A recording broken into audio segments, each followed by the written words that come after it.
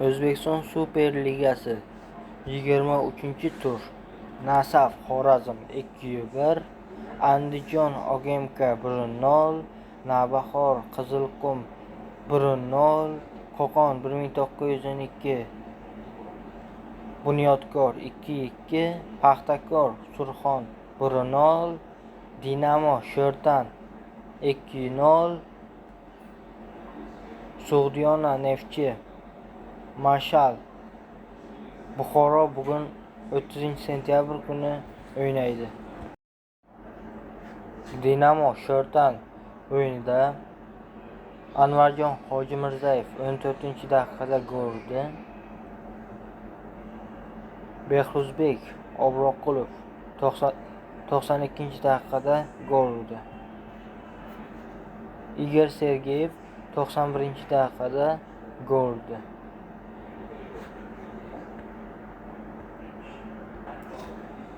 Dinamo Sho'rtan o'yinida eng yaxshi futbolchisi Anvar Hojimirzayev bo'ldi.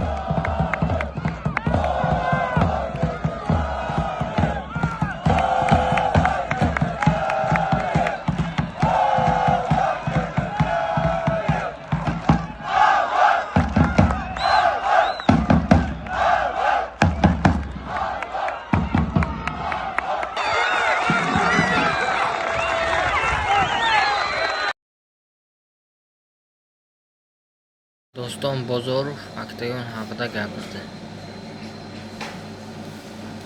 Siz bo'laysiz keyingi titulga jangi? Agar Toshkentda bo'ladigan bo'lsa,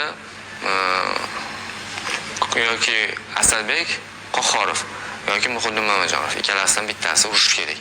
Toshkentda bo'lsa turnir.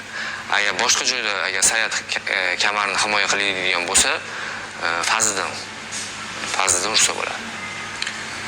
Oxirgi Oktagon Toshkent turniri juda ko'plab bahs-munozaralarga sabab bo'ldi. Umumiy turnir haqida fikringiz qanaqa? O'zi o'sha kunda ham aytib o'tdim, turnirda 3 ta jangdan tashqari qolgan janglar umuman qiziqmas, qiziqarli ham bo'lmadi. Chunki o'zim muxlislar orasida o'tirdim, juda ham ko'p negativ odamlar. Chunki men yana aytib o'tdim, o'sha insonlar o'zlari bilan gaplashdim. Biz sportsmenlar juda kuchli, faqat o'zi bilmaydi bu narsani. Bizda MMA sportchilari, o'zbeklarimiz juda kuchli, lekin o'zimizda bo'lyapti-yu, yutqizib qo'ysa nima bo'ladi degan narsa miyasiga kirib qolgan biz sportsmenlarga. Prosta keyin bir tarafini o'ylash kerak, bizni shuncha odam kuzatyapti, yosh sportsmenlar kuzatyapti. Yosh bolalar kuzatyapti. Agar men hozir shunaqa qilib yutsam, bizga ham bo'laveradi deyapti-da.